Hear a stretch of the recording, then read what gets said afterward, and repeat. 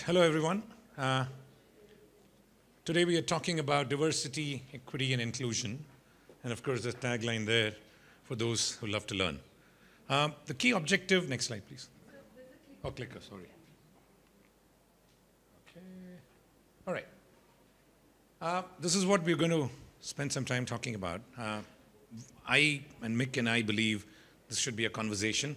We're not here to come out with answers for the problem or a thing that we're discussing here, right? Diversity, equity, inclusion is a much larger topic. It's a topic that the world is grappling with, rightly so. And so it's very nice to see a lot of people here present. So our purpose, introduction to the concept, and then we'll talk about 5 areas we think are critical. Anything to add, Mick, here? Yeah, great.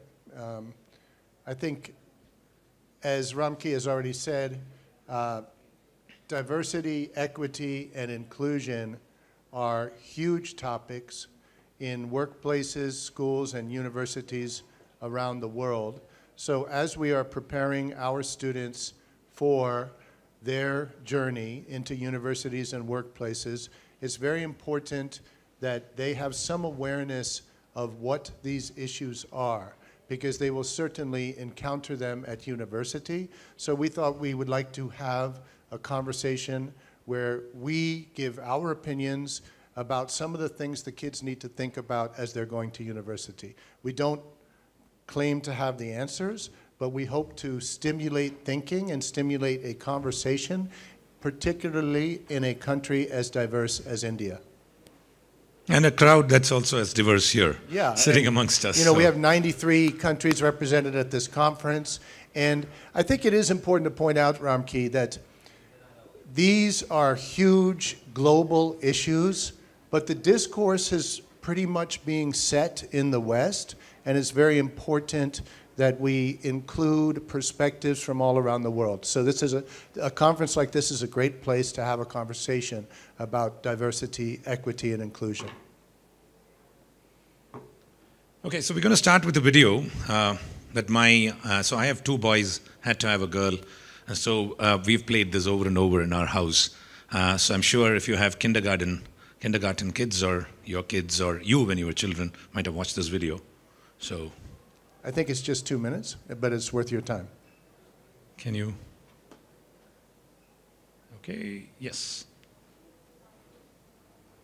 We are all different. I have straight hair. I have wavy hair. I have curly hair. I have afro hair. I have light skin. I have dark skin. I have a birthmark. I have freckles. I live with my 2 dads. I live with my grandpa. I live with my mum. I live with my mum and dad. I have a cat. I have a goldfish. I have a tortoise. And I have an ant farm.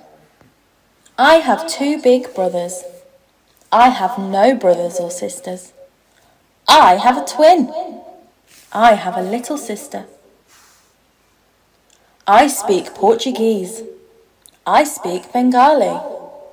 I use sign language. I speak Swahili. I like bananas. I like apples. I like grapes. And I like strawberries. I do ballet. I play football. I play basketball. I do gymnastics. I like writing. I like music. I like art. I like maths. I like green. I like pink. I like rainbow colours. I like black. I like sunshine. I like rain. I like wind. I like snow. We are all different. We are all friends.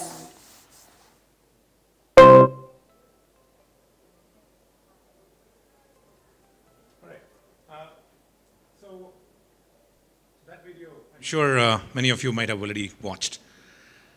So what I saw in a study, and I used to be in the corporate world for about 20 years, the acceptance of diversity at a corporate space is just about 1/3. Recently, when a woman became the CEO of one of the largest banks in the world, Citibank, or Citi, it was widely celebrated. And I think it's a shame. It's a shame that in this world today, that we still need to celebrate. We need to celebrate a woman becoming a CEO? Really? Shouldn't this be the norm? Shouldn't this be normal as any other man can be, as an example?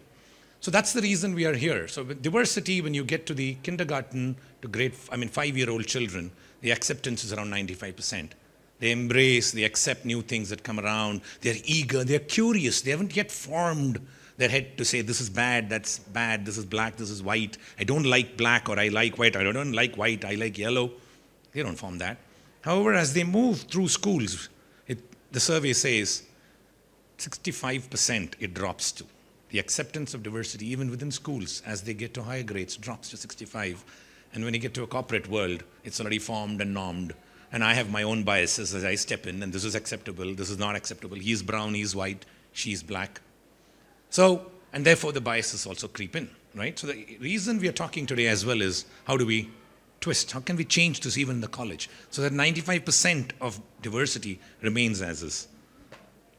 And we're not only talking about the physical or inner sphere diversity and the physical characteristics, but we're also talking very much about things like diverse viewpoints, diverse political philosophies, diverse religions, etc. So oftentimes when we talk about diversity, we think about the physical characteristics, which are important, of course, but there are many, many layers of diversity that we need to consider. I mean, there's a lot of conversation on Gen Z that's happening here as well, which you are all attributing to. There's going to be generational diversity. If a human being that lived only until 35, just for 50, 70 years ago, when India attained independence 75 years ago, the average life expectancy was 35. In the US at that time might have been 55. Today, Japanese islands are living, people are living up to 90 and 100, right? Which means there's going to be multi-generational diversity also. So add to one more dimension of diversity we've got to grapple with. So there's a lot more, like Mick said correctly, internal, inner, embedded that we all relate to very quickly. There's a significant amount of thinking style differences. We heard Anil Srinivasan perform music and talk about the left and the right brain. How many students really take arts or music as classes because they think it's not relevant for me to become an engineer, right? As an example, we don't really start thinking about diversity there as well. And if you think about it, a lot of our school systems are set up to categorize kids and to block diversity. I can give you one simple example. Ganesh knows it well. I'm teaching a class of combined 9th and 10th graders, and the resistance that I get from those kids is amazing. The 9th graders are all saying, it's not fair, it's not fair. They're a year older than us. But when we think about who we work with, or we look around this room and who we work with and who we need to be prepared to live with in our families, in our communities, in our lives, of course, more diversity is better. All right. So most of you in education in this room? All right, so this should be an easy quiz. Who are these folks? Anyone? Any guesses? What do you see here? So just to make it interactive, and it's kind of boring to hear two men just stand here and talk. Presidents of colleges, okay. How does the picture look? A very erudite. Very erudite. Okay, that's a good one, huh? Professional, okay. You might notice there's 3 rows and 5 columns. That's 15 people. That's a hint.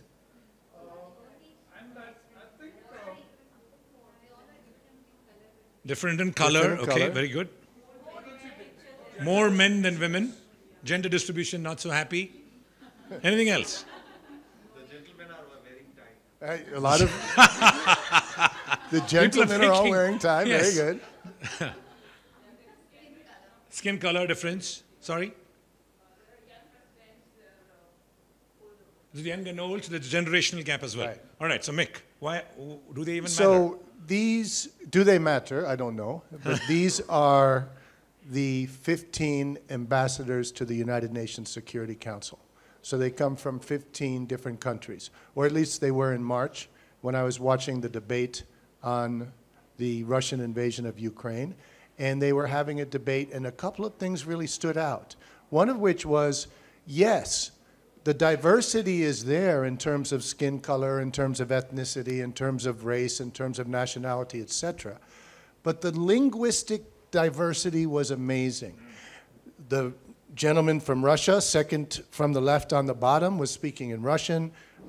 There were people speaking in Arabic, people speaking in French, etc. And all of this conversation was happening in the same room at the same time, and we have the technology to make it happen. But of course, the most extreme diversity was the diverse points of view. They were debating the Russian invasion of Ukraine. You have the gentleman from Russia, the woman from Ireland up there on the top, or the woman from America on the top right. They had completely different points of view. So diversity is not something that's just abstract or something we need to include in the future. It's very much a part of our everyday world, of today's world. Okay, next. This is one of my favorite pictures. This is one of my favorite photos here. So I have 3 children, as I told you, right? 2 boys had to have a girl.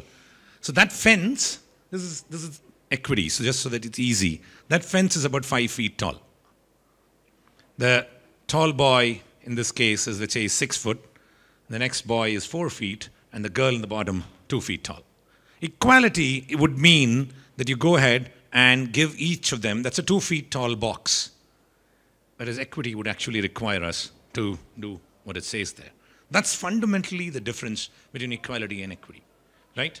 The problem with the world where if you have 3 chocolates, the way everybody has to distribute is it's got to go equally. It's not the needy versus the others, right? This is a point about equity that I really want to reinforce here. And this is very, very important. Children get it very naturally. As we start growing older, I'm not really sure we get it. So the entire debate that goes around the world of distribution of wealth, in the last 2 years of privilege that happens, my children are very privileged. They were able to sit at home and get to school. School came to them through their iPads. Indian governments are the 6th worst by way of shutting down of schools by the most number of days. The ones right in front of them was United States as an average, is the report I studied. But to compare United States, where every child could have an iPad, with a child in India, which is just left behind, is completely missing the whole point. And these children who've not attended school for these last 2 years, by the time our children graduate, are going to be at least a generation behind. And that's the point about equity and equality that the privileged children also need to get. The question is, are we having these conversations in our schools and colleges about this, beyond just the normal understanding? So, of course, I think most of you know this cartoon about our education system. Everybody is a genius, and of course, it's difficult to see here, but it says, because everybody is going to get treated the same, the test, the exam is everybody please climb that tree, right? So obviously the monkey has the advantage.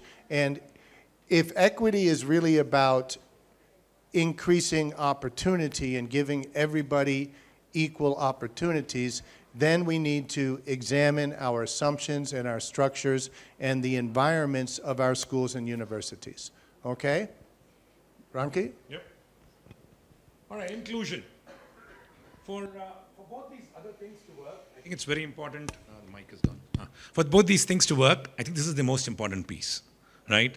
Otherwise, DEI might as well be DIE, die, right? If it just doesn't include. Inclusion, in my thinking, is the most important, most critical thing that we really still don't do. So, as an example, as you walk around this, do you go back to the same person you know, or are you truly inclusive in actually meeting 25 new people every time you're here, every day? Starting with our own selves, right?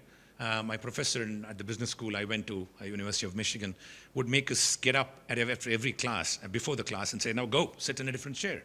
It's usual, right? If you usually go back and sit in the same chair. So the point is, do you make the first move? And that the children also notice. Are you being inclusive? And even if you see younger children, they make friends very easily. Go to grade 8, grade 9, there's a lot more coteries. There are groups, nobody can get in. So inclusion is all this, right? Behavior disorders, emotional distress, learning disorders, and other things. Yeah, that go. and I think if we, to the next slide, Yep. a good, one thing that's very helpful to understand diversity and inclusion is that diversity is the goal. We want to have diverse communities. Inclusion is the method to get to diversity. You need to have inclusive mindsets in order to become a diverse school or a diverse workplace. Diversity is very much created when we have inclusive mindsets. An example would be a couple of kids playing basketball. There may be kids that are very competitive, know each other really well, playing basketball against each other. Somebody else is sitting aside and watching. The inclusive mindset says, hey, would you like to play? Maybe that other kid is in a wheelchair. Maybe that other kid is a girl and the other two are boys. Maybe that other kid is shorter or taller. But including the other people is what the mindset that's required is for diversity. So it's very, very much about the mindsets and creating spaces, welcome spaces for everybody in the school, the workplace, the organization, right? I mean, the other example is, of course, plays and musicals and stuff you perform at schools. I used to do well at class, so for most of these things I'd get chosen. And whether I knew how to act or not, I'd be in most of these plays. And many of the children were not even included. So when I look back, is it possible in schools itself to create an environment where these are opportunities for actually the entire class to participate? Do half a play with 4 different characters and 4 different people, finish the play, as an example. This is all possible. But the only thing is, are we really making inclusion part of what we do? So that was the diversity, equity, inclusion. I don't think anything would be necessarily new to you here. So then we wanted to talk about 5 areas that we think are critical to ponder. Number 1. So when we think about the environment in which we operate, what does it look like? What is the DEI reality in our community? So the example I gave earlier, in the last 2 years, we were stuck at home, no schooling has been done. I'm part of an organization where we do where we take and we educate government school children. And those children are actually yearning in India to reach out to get to their schools. They don't have access to digital media. The only way for this to work is actually step out of the communities we lived in and to reach out into those schools as well and check how are they doing. How do our children become better in understanding both physical and in the digital space? COVID, clearly a big impact in everything that's happened. And it's actually created a significant gap, I'm sure all of you know. So the question of outreach and reaching out becomes even more critical. So the important question is, do we even understand the environment we live in? Many a times, when we talk about diversity, I think there is a mentality of us becoming a preacher. What does a preacher do? He or she stands and tells you what needs to be done. I believe there might be a scientist in us that can do a better job to ask the question, to be inquisitive even among the children and ask them, hey, what is the environment that you live in? How diverse is your class? Is it very homogeneous versus heterogeneous? Many of you are from international schools here. When these kids here aspire to go and study there, it's very natural to be in a lot more internationally diverse group of communities. But the question is, even in those communities, is there diversity in economic backgrounds? Or by the sheer fact that the fee structure is so high, do many children get left behind? So question is, what is the environment that we create in these schools? And also the important point is, understanding the environment, what do we start focusing on? What are the 1 or 2 areas that we can actually look about in this, is the question that just comes to our head. Yeah, I think this point of understanding the environment is extremely important. Let's go to the next slide. How are we systematizing the diversity, equity, and inclusion in our organizations? I see Raman Preet back there. She and I worked together about 10 years ago when we did a language profile of our school. And we found out some really interesting things that we did not know. The number of Gujarati speakers that were in the school. And this led to more inclusion of grandparents, bringing grandparents in, understanding the linguistic diversity of your school or your organization as an asset rather than as a liability led to better policies, better procedures, better systems within our school, right? one of the things that we need, let's go on to the next slide, right? Yeah, I'll get to linguistic chauvinism maybe in a bit, but anyway, one thing that's important is how do we, there's a lot of research available on how to make institutions, schools, and universities more diverse. For example, this comes from McKinsey and Company, right? A lot of these things have been set up by government studies, and it's very clear what the paths are. There needs to be, first of all, a commitment from the leadership in our schools and our organizations to make diversity, inclusion, and equity a priority, all right? And then we need to have open conversations and transparency. Ramke likes to use the example of when he worked for a big Dutch multinational corporation. Would you like to share, Ramke, about how every time people got promoted, who was it, right? Yeah, so I used to, I've lived in about 10 countries around the world, South America, Western Europe, and other places.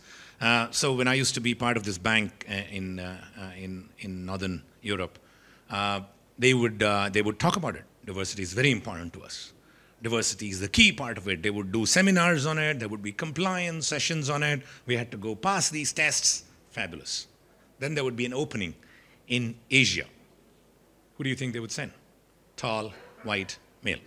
So I was like, wow, that's fabulous. That person would have never left or never even been there. I'm not even questioning anything else behind their credentials. But the message it sent to everyone else is, really, how does this even improve it? So I always believe that they need to do more, not just talk and make it. And that's the biggest problem we have. We all talk about it. Diversity is important. Inclusion is important. We have to be equitable and do nothing. But how were those decisions being made when everybody who got promoted was a tall white male? That's right. It was always secrecy. Secrecy. Right? So one of the things that's really important to promoting diversity is having openness and transparency within the organization. You know, another example that I like to say is, I don't know if any of you have heard something called native speakerism. Does anybody know what that is? Native speakerism? So, yeah, so I have decided as the head of school that I am going to be an ally to the Indian teachers who are teaching Spanish in my school.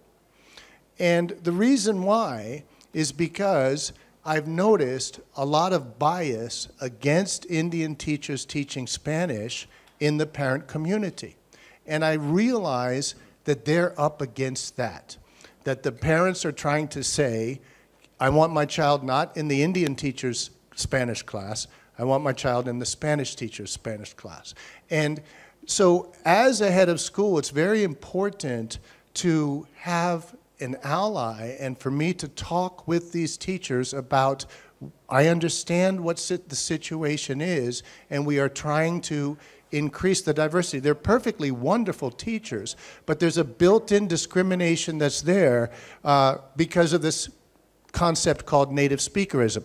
I didn't know about it until I went to a workshop on it, and then I started to realize it and observe it and say, oh yes, it's certainly there, okay? So allyship is another, having allies in important places is a really important part of including and diversity. Oh, and that's another part. So I have personally benefited from senior leaders just going beyond the color of my skin, the way I speak, my accent, and everything that's just me, and just giving me the opportunities to be everywhere. So when I took up to senior leadership positions, similarly in organizations, for example, women in the organizations I worked for, I'm not trying to generalize here, would look for a woman leader. And the women leader in many of my peers did not only want to be the woman leader, but a leader who happens to be a woman. You see the subtle difference. And so these women also needed some other men to be their allies to support them and take it up. So it's these kind of awareness that I think many of us need to be. If you're in a situation of power, are you aware of these things that are happening? If you were not aware, even with the best intent, this could not have happened. It's about becoming aware of your environment, what's really happening, right? Okay, next slide, please. Yes.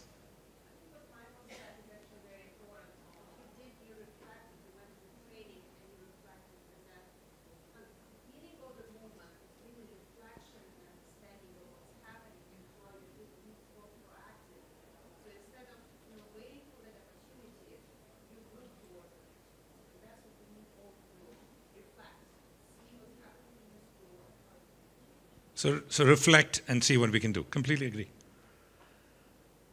All right, so transparency, openness, we spoke about that. Next one, focusing on learning and outcomes. You know, again, you're all here. I hear this conversation many a times. What is your university ranking? How many jobs will we get? What's the first salary that somebody gets out as a graduate? Sure. Yeah, anybody from the universities here? Does that resonate with you? Right? That's the first thing the students seem to ask. Many parents that discuss with us, as I'm not in the education system, I'm a parent with 3 children, I've benefited from the education system and living out, so they come back and say, what is the purpose of education? Get a job. Simple, that's it, straight.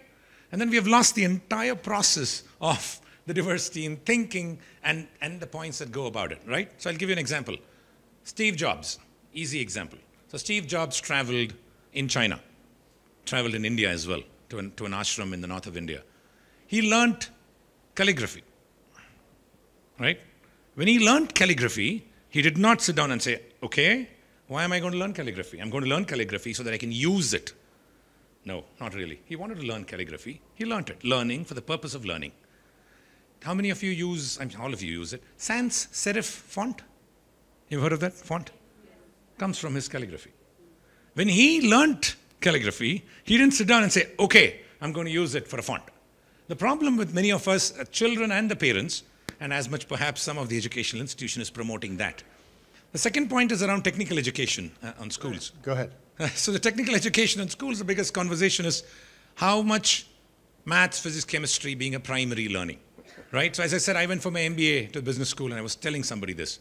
I then worked for a bank for 15 years. What subject? There are 40 credits, 40 classes I need to take, 60 credits you get in my school. What subject do you think I should have taken? And I went up the ranks in banking and I quit after I became an MD. Accounting, finance, econ, perfect. Makes sense, right? I should have done finance, of course. Finance 101, compulsory. You have to take finance 101. I did one other subject called options and futures. I used that for trading. That's it. I did not spend the rest of my classes studying that. Everybody's looking very quizzically. And yet, I did do very well in this. I spent a lot of time in multicultural learnings. What is the cultural diversity? How does a Spanish speaker, how does a South American think differently to a Northern European, differently to an Indian? What is conflict resolution? And of course, my wife hates me for this, because that class really helped me. So conflict resolution. What do you do with communication? We do not teach these soft skills. We don't spend enough time talking about it. Or organizational research, which is mainly engineers sitting and doing it. No, because it's not something that I really put to use. You know what? None of these technical subjects would have really helped me as much as these did, because there are much more smarter people in computer that could do the technical stuff of banking better than I did. So the point I always ask is the technical education the only thing to learn? Question. Same.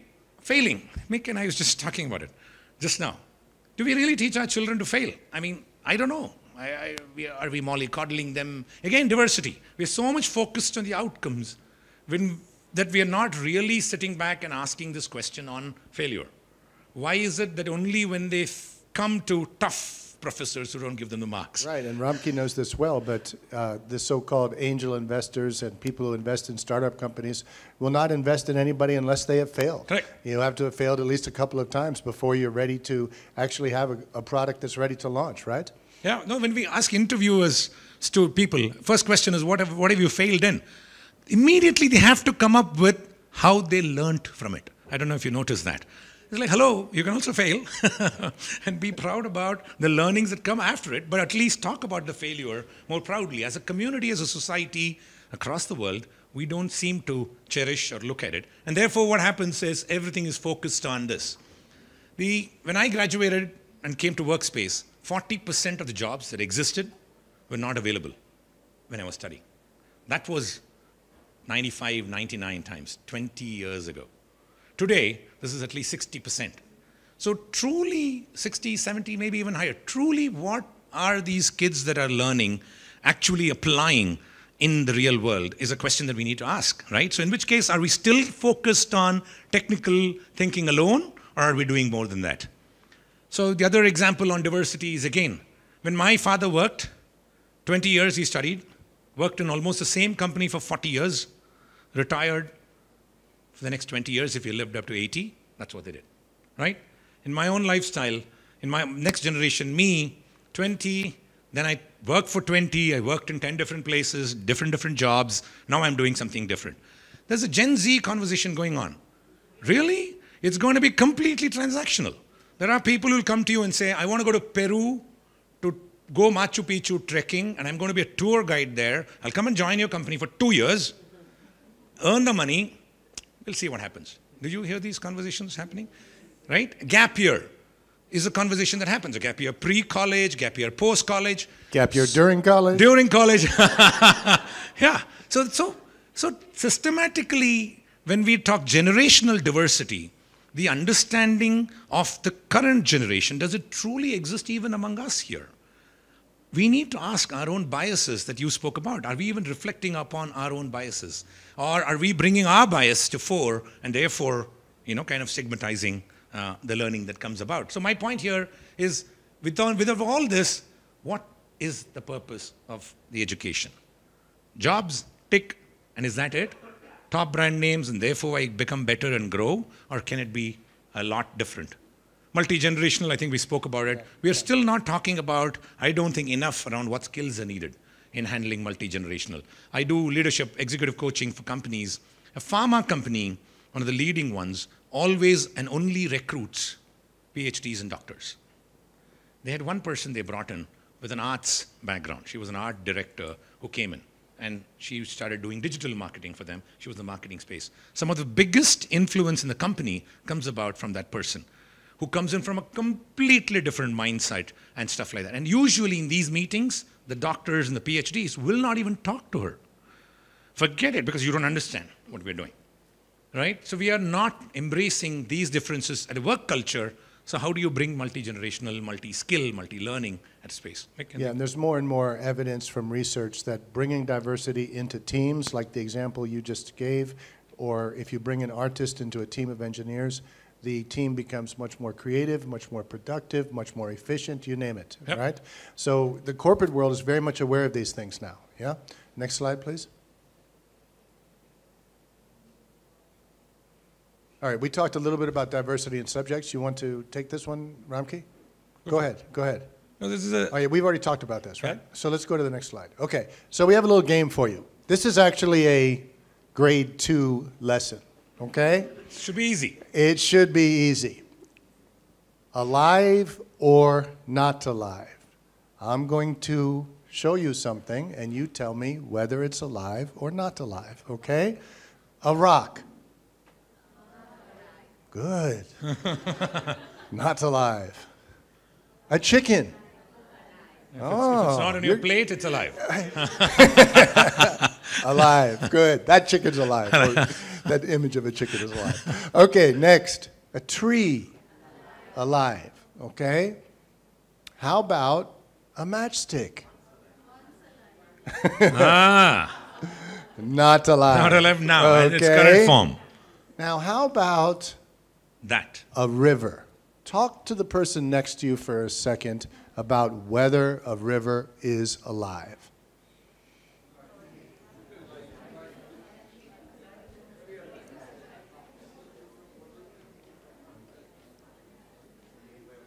Okay, let's take the next slide, Ramki. Now, you might ask, what does this have to do with diversity? I'm actually in an argument with the second grade teacher about the question of whether a river is alive. I'm from Northern California, and we have a big university there in my hometown of Arcata. It's called, give me the clicker, please, Ramki. Cal Polytechnic Humboldt. I don't think they're here. It's a good university, a big university. In Northern California, if you know anything about Northern California, you will know that forests and rivers, we have big trees, big rivers, and forest management, water management, and river management are the biggest issues that we face. And at Cal Polytechnic Humboldt, we have a theme called environmental justice, okay?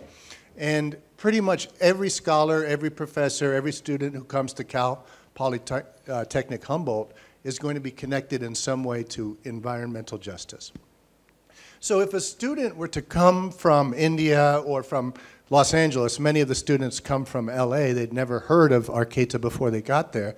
If a student were to come from Los Angeles or India to Cal Polytechnic Humboldt, they would have to learn about the environment.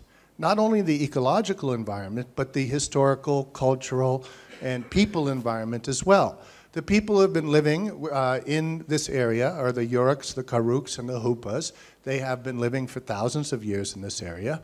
And now, if you look at the rivers in Northern California, they have improved quite a bit over the past 30 years. They are more healthy. What happened is about 100 years ago, the colonizers came, they chopped down the forests, they polluted the rivers, they took out all the fish, the temperatures rose, and the rivers became very unhealthy. So what has changed?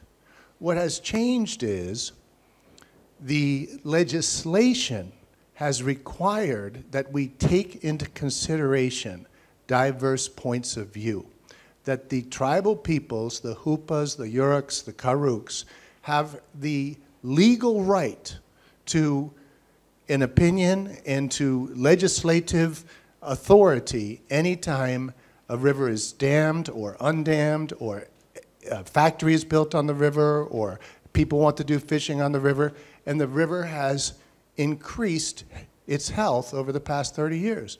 Now, in the viewpoint of the tribes, rivers are very much alive. So by including this different viewpoint, we've actually made better systems and a healthier ecosystem. So when Ramki and I were discussing this, Ramki had his own point of view. Tell me, Ramki.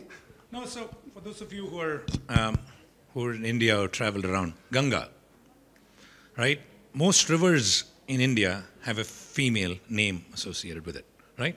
We worshipped the Ganga. You called it the source for everything that generates within India. We venerated it. As long as we remain in that sphere, I think the river remained clean.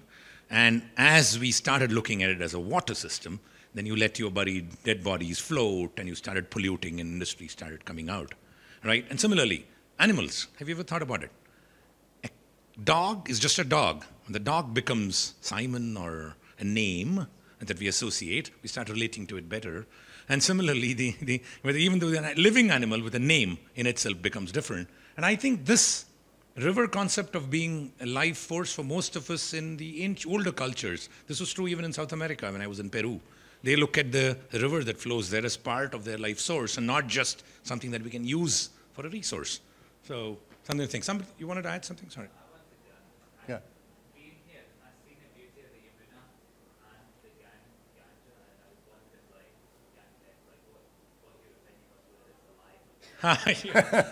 Interesting point of view. Yeah, as I was just saying, but we used to think of it as alive, and then it became a river, where it's just a water system, and it became very polluted too. Riverine civilizations have always considered rivers Correct. very deep. Correct. So whether it's the Ganga and the Yamuna, or we're talking about the Euphrates and the Tigris, I mean, most civilizations, and riverine civilizations, have centered themselves around rivers. So in the case of Northern California, the Klamath would be pretty much the river around which, for example, the Yurok Right. actually had a system. So that what you're talking about as the dehumanization of nature is really a post-industrialized World. Right. I hate to say this with you, President, but it's a post-industrialization white American perspective to things. It's what it is. Fine. And that's exactly what's happening is we're trying to decolonize that perspective in Northern California right now. But it only came about once diversity and acceptance of diverse opinions was legislated, was brought into law. So what we're talking about here is diversity is not just about fairness, it's about improving systems Around and where we making us live in a better world. Anyone from Australia here? I mean, there's a rock called Uluru Rock. It's something similar as well. It's just a stone for most people, whereas it's a very pious thing for the locals. Sorry? Ayers Rock, yeah.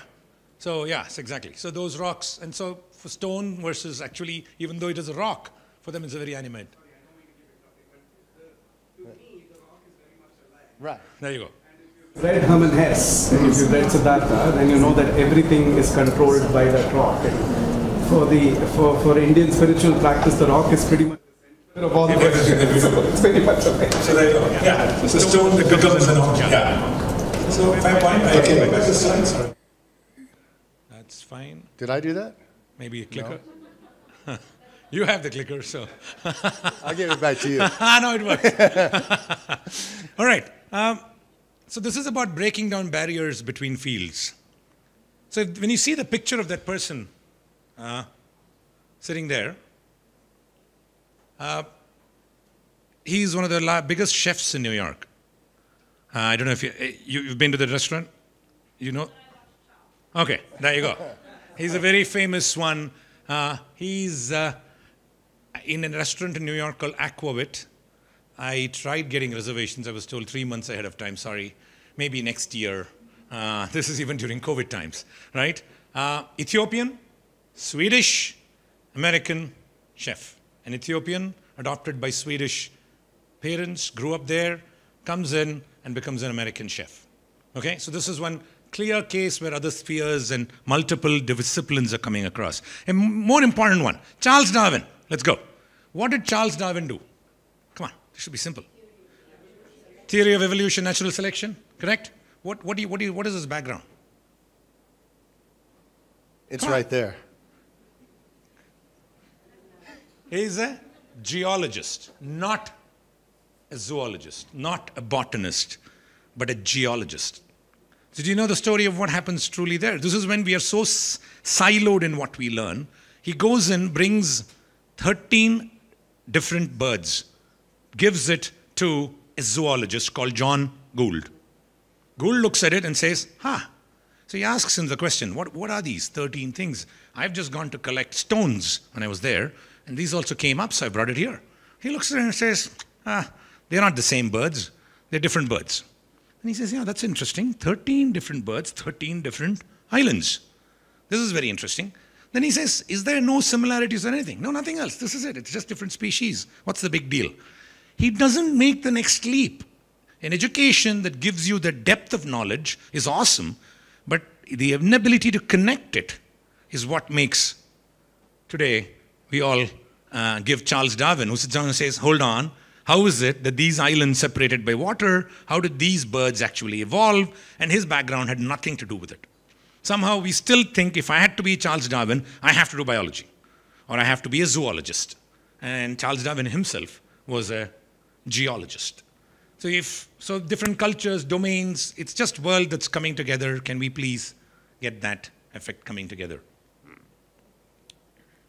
So I think that the one point that I want to make more than anything else is just that this is not only, it is about fairness, it is about the importance of building fair and just organizations, but it's also very much about creativity and giving our kids exposure to diverse points of view and diverse types of thinking makes them better human beings, more creative, and better prepared for the world that we're trying to prepare them for, right?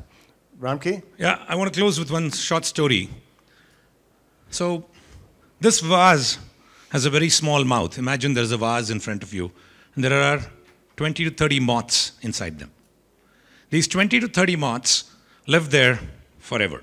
One moth says, I want to slowly go up and see what world exists outside the vase. And the elder moth in them says, no, moth, you cannot go out. There's a frog waiting that'll just eat you. So he says, why? What makes you say? Only one person has attempted in the time that I've been alive, and that person never made it back. So you cannot go. So he says, okay, sits back. Then a few weeks pass by, another moth, this time she says, no, I want to go. I'm tired of the same place, sitting in the same place, I want to go out. Then they get one promise from this moth. You promise us that when you go out, you will come back and see us. And she says, yes, of course. but with a lot of trepidation, a lot of fear. Of course, you don't want to be eaten by a frog just as you stepped out. She's very young too, so she says, slowly steps up, very scared, looks out, and just steps into the world. And wow, first thing is, whew, there is no frog. I'm alive. And then she looks around the world and she says, it's so beautiful. And she starts fluttering and flying. The moth slowly becomes a butterfly. And as it starts flying and seeing around the world, it figures out two things. One, the gap is so small that the bigger butterfly cannot go in. And the moths that are inside the vase realize that there is a frog outside. That's the reason this butterfly never came out. Why the story? The world has 70 to 80% of the population still living inside these vases. They have no idea. Third generation kids who say, my father is here, my mother is here, I shall be here. If we can take one step forward, like this child, just one step forward, I think we can all do a significant part in alleviating. It's not just income inequality, it's inequality in any different ways, gender, and all the stuff that we spoke about, diversity, equity, and inclusion.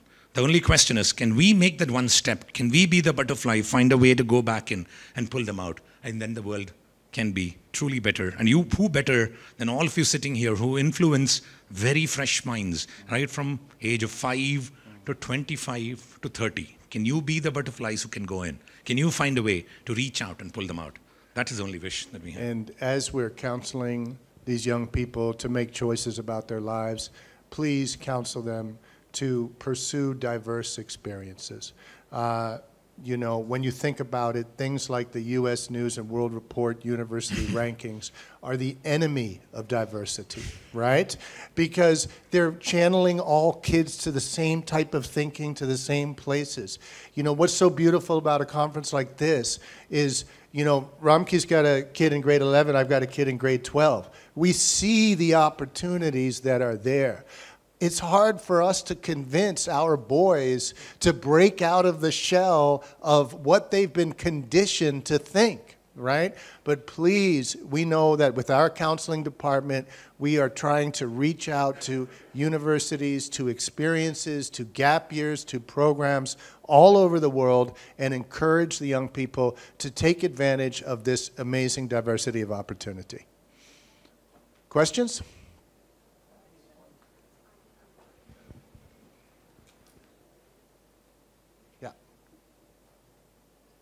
Then here, yeah. Please. First of all, thank you so much for bringing out this wonderful session. And I think in our counseling, we've been doing this for quite some time, but there's a lot of, how to put it? Yeah, there's a lot of resistance. Thanks for the word. Yeah, there's a lot of resistance that comes in. A few days ago, before coming here, we were doing this session with one of the parents who said that because I'm an investment banker or I'm into stocks, my child should do it, and this is the exposure I have it. But I said that let's find out what the child is good at and what he wants to learn and what is his interest. He said, but what he'll do later? How will he make his living? And then I also found out that later they went to somebody else. So, yeah, right. Because I came out to be the culprit, and because I was telling them to find out this diversity concept and gave them examples of Steve Jobs and things like that. So how do we address these issues when it comes to parents? And like Mick said, it's conditional thinking, and we want to break free from that. How do we go about that?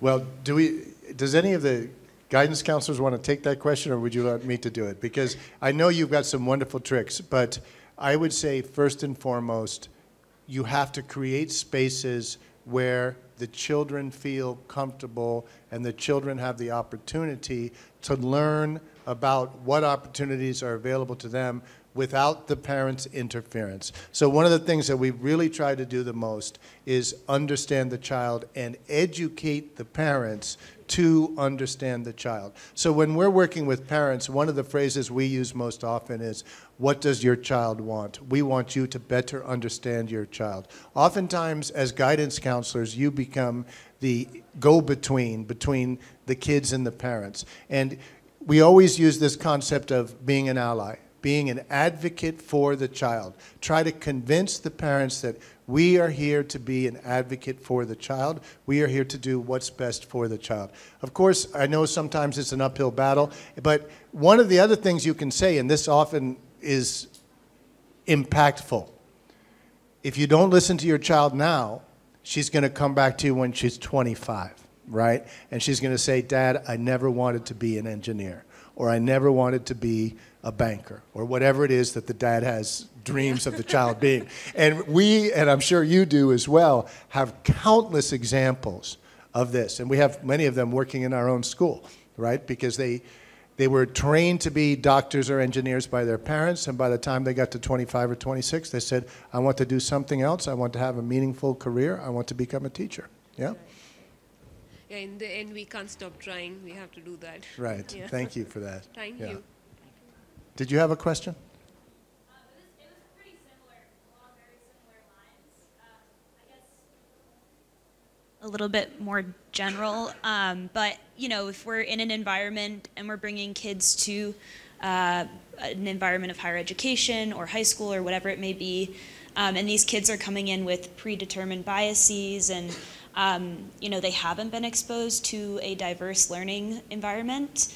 You know, what is that kind of, what is your advice, I guess, to kind of reverse those biases and, you know, start to really kind of allow them to be thinking more in a DEI kind Sure. of focused way? Sure. I mean, the first, and this, again, it gets down to the things we were talking about before in terms of systems. The first and most important part of that is the diverse experiences in high school. So field trips, right?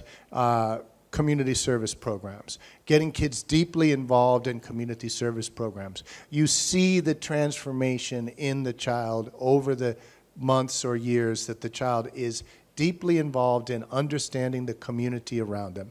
Get them outside of the school walls and into the community. So this really takes systems and leadership because, of course, you know, the higher level math teacher is going to say, how do I cover the syllabus if you keep taking them out to go on community service projects, right? So it really requires a commitment at the institutional level and an understanding that the experiences and the experiential learning is so important in terms of developing the child as a human being and giving them ideas about what they might want to do with their lives. I would say that's the most important thing. What do you think, Ramki? I think I would connect it to success as well.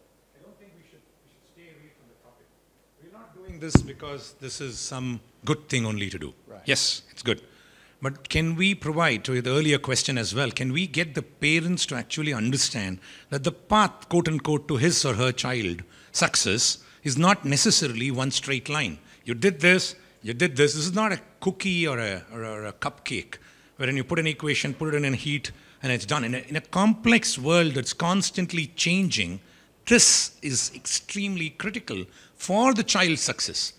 Somehow if we can give them as example that they can ally themselves to, right? The examples I'm able to give, I stand in front because I believe that there's been successful stories. So maybe there is that opportunity as well. In a very diverse world that comes in, it is very critical. And we don't have all the answers, right? And it is riskier in your case. In this parent coming and saying investment banker has to do this, this, this, clear. But is that the only way the child can be the investment banker? Is a question when you pose back. I'm sure the parent doesn't have an answer for that because that's not necessarily the only way. But no, but I'm just saying, right, as an example, right? So success could also be a key connection here. But I want to add one point. It's a very good point. But another thing here is asking the parents to observe the changes in the child when they go on these experiences, right? And that can be very effective because the parents are coming from their own conditioned mentality, which is when they were in school, all they did was study for exams. So that's what they expect of their children. And then when they see the kind of transformation that happens in their own children when they have more diverse experiences, when they have these experiential learning opportunities, it often changes their point of view. And as you've said, Ramki, ask the parents to ask the child, what did you learn on that trip today? You know, we've sent kids on all kinds of trips, and many of them where they're very uncomfortable. You know, working in a factory being on a factory floor where the temperature is 38 degrees and watching what people go through every day. Ask the kids when they come, ask the parents to ask the kids when they come back, what did you learn today? And the parents see the transformation, and these are exactly the kind of things and outlooks and perspectives that employers are looking for. So you can connect it to success, right? Yes. Yep. Mike? Yeah. Please do. Please do. So I'm coming from Cal Poly San Luis Obispo. You talk about Cal Poly, Humboldt, and Cal Poly San Luis Obispo, and we're really focused on STEM degrees and engineering. When I talk to parents, I always tell them that 1/3 of Fortune 500 CEOs in the United States, they're coming from liberal arts degrees. That's the power of liberal arts. So do not think only about the future of your kid pursuing engineering or STEM. As long as they know how to communicate, as long as they know cultural aspects of business, they might be successful. 1/3 of Fortune 500 CEOs coming from liberal colleges.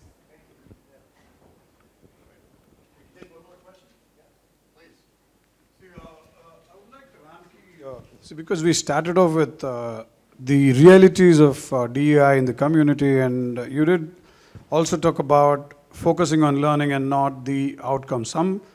Sometimes I would say the behavioral outcomes are the ones that are going to teach us about the mistakes that we made during the learning. So I was just sharing with Mick, see, we are blinkered at times to go through the journey.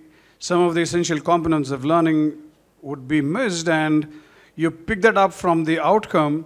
And I would also share what another person in the audience spoke about, reflecting on it. See, how much do we value the mistakes that we commit during the learning? And then, see, these are the things essentially that go back to shape a better second time or a third time learning process. I just want to share something that we did which failed miserably. So in your effort to balance, you overreach to embrace inclusion. We do the right to education and bring children from disadvantaged communities, and in our effort to pamper them, to make them feel wanted, we disconnected with their families somehow.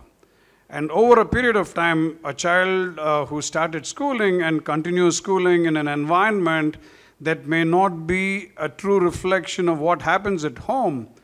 So she's about 12 years now, post-pubertal, unwilling to connect with the father and mother because the father started off as a manual scavenger and now she works with the panchayat, so as a cleaner, and the mother is a housemaid. So what the school forgot to do was to understand, see how rooted she also needs to be towards the family, and the kind of labor so that the parents do is no more approved in a social status that she enjoys within the school. So these are the, I would say, we are blinded by our effort to do something at school while we missed, so looking at the back end of how she's growing up. So I do not know, I mean, say, I'm just asking you, how do we as educators look at the developmental domains in a more realistic way that it also embraces the community realities? Question for you, Ram? I mean,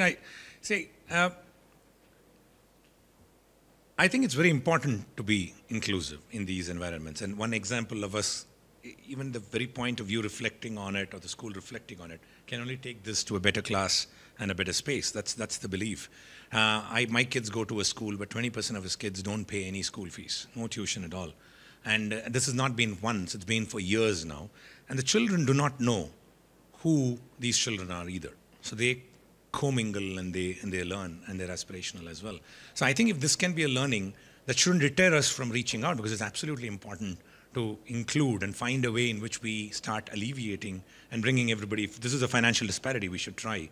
Yeah, this is an example where the child has perhaps not picked it up, but there could be so many others who actually go back, and they could be the butterfly that actually goes back and pulls the moths out. So. Yeah, and don't think that, first of all, we cannot take initiatives and make changes without making mistakes, Yeah. okay? And so we have to learn from our mistakes. But don't think that the story is over right now. That's right. Right? So She may very much reconnect to her family later on, right? And it may turn out that you've done a wonderful thing. But we will make mistakes, and we can't be afraid of them. And we do have to, as the other speaker said, as she said, reflect and understand where we went wrong, where we went right, how can we improve next time. Go ahead. One last. Go ahead.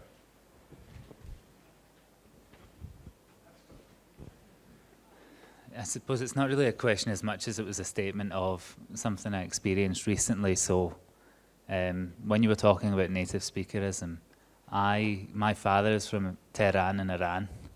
My mum from Scotland. I grew up in Scotland. My teaching career is in teaching Spanish. So you referenced Spanish as well, so I was getting a bit spooked. And I've been living as a leader in the south of Kerala, in Kochi. And I've been there long enough, I feel a bit Pachamalayali. So I've got this sort of absolute diverse approach, especially to lingualism. And I was sat there with my parent forum because I'm part of the senior leadership team. And we had an audience of at least one parent representative from each grade. And a couple of them pretty much said, we are an elite school, I'm not going to lie. We've got high fees. A couple of the parents said, what will be quality is if we have some native speakers come in. And then that was to us as I suppose as a leadership and management team. And I kind of put it back out there like, what do you mean? What do you mean? What does a native speaker mean? I just try to play dumb. Because it is a bit colonial in mindset, like who speaks the best? A Bangalorean accent, nah, and all that's going to be very different to Joe's accent, to my own. What do we mean by native? And what I found when I put that question back out, I then leveraged about maybe 2/3 to 3/4 of the room against this, what could be described as a colonial mindset. But I think my biggest challenge is, I suppose, having that patience, having that spirit of challenging and just constantly challenging. And what I found is I'm coming in technically as a foreigner. FRRO and me, we're friends, I'm a foreigner, but I'm challenging this same mindset from Kochiites, from people who are Indian. And I don't know, it's just one of those ones of like, how do you do that? Continue challenging, and how many different ways can we do it other than just saying no? I want more advice on how do we keep challenging, and how many ways can we keep challenging, because it's deep rooted. Sorry for being so tough. Maybe it's a statement and then a question. I mean, it's a great point, and the kind of linguistic chauvinism that we see in elite schools around the world is very alarming, but I think you put your finger on a couple of the key qualities, one of which is being patient, and another is challenging, but doing it in the right language with the right mindset and not being judgmental, because as you've pointed out, these things are deeply embedded, right? So we hear all the time, I hear all the time, the vernacular, or the local language. And these ideas that are awful, really, because they're implying that Tamil is somehow less than English. And I say, it has a name. Why can't we say the child speaks Tamil instead of saying, the child's speaking in the vernacular or the local language, right? And so we have to challenge it when we see it, but it has to be in a way and in a manner that's non-judgmental and very patient and very understanding. I think that's the key, those are the kind of the key points, because if you come across, and particularly like you or me, as foreigners in India, trying to come across as more know-it-all about the language that we're using, right? As Indians, it comes across as terrible, right? So it's important to just remain patient, remain true, call it out when you see it, and people do actually appreciate your point of view. And oftentimes, people coming from outside see things that people within the community don't see, right? Like some of these linguistic usages that you're talking about, the native speakerism, et cetera, right? So people do appreciate it, but it's always about the tone and making sure that you're not judgmental when you do it. Okay, thank you very much. Thank you, you've been a wonderful, patient audience.